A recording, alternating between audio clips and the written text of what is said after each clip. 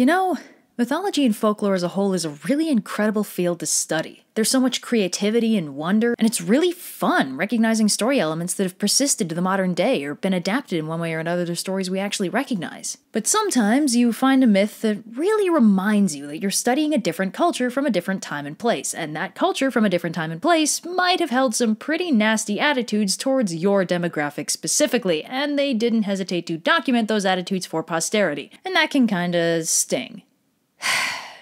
So, this is the story of Pandora, the first woman whose entire gender was created by Zeus specifically to be evil and sexy and make men's lives worse. I'd like to apologize in advance for what the comment section is going to look like.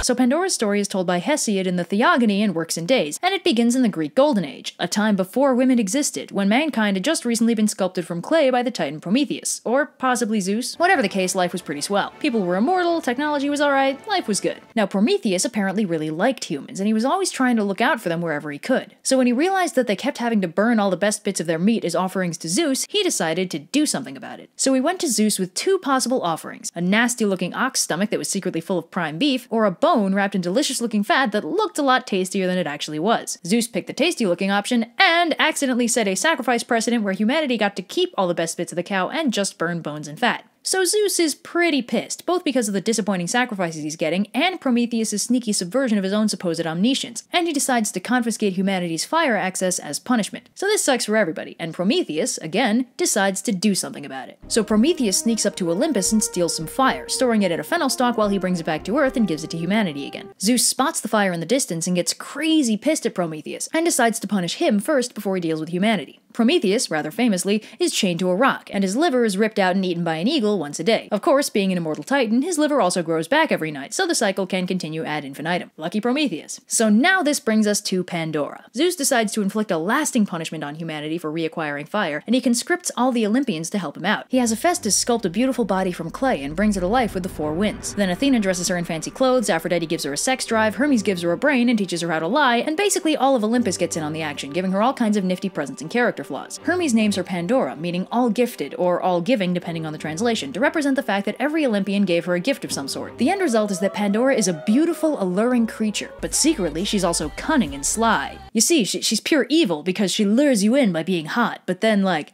she's secretly a person underneath. That's right, Hesiod's vision of evil is hot, but not dumb. Pandora also, rather famously, has a pythos with her that contains a whole mess of interesting evils to unleash on humanity. And interestingly enough, there's no implication in Hesiod's telling of the story that she's unaware of this, which doesn't really line up with later characterizations that paint Pandora as an insatiably curious dupe. Remember, this Pandora is specifically not an idiot. That's what makes her so evil. So Zeus presents Pandora to Prometheus' dumber brother Epimetheus, and despite having been warned by the forward-thinking Prometheus not to accept any gifts from Zeus, Epimetheus is a being of pure hindsight, and accepts her. This is a bad call, as Pandora promptly dumps out the contents of her jar full of evil, and humanity is immediately stricken with all kinds of nasty things, like natural lifespans and childbirth and Swedish fish. Only one thing stays in the jar: hope, representing the fact that humanity will always have hope.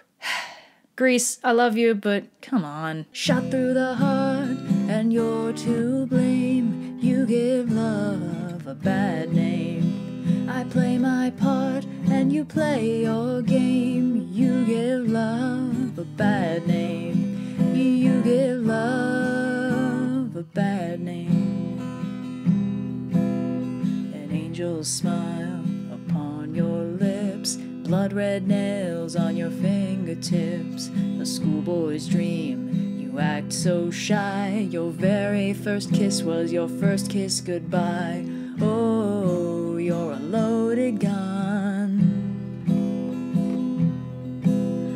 Oh, there's nowhere to run. No one can save me. The damage is done. Shot through the heart, and you're to blame. You give love a bad name. I play my part, and you play your game. You give love a bad name. You give love a bad name.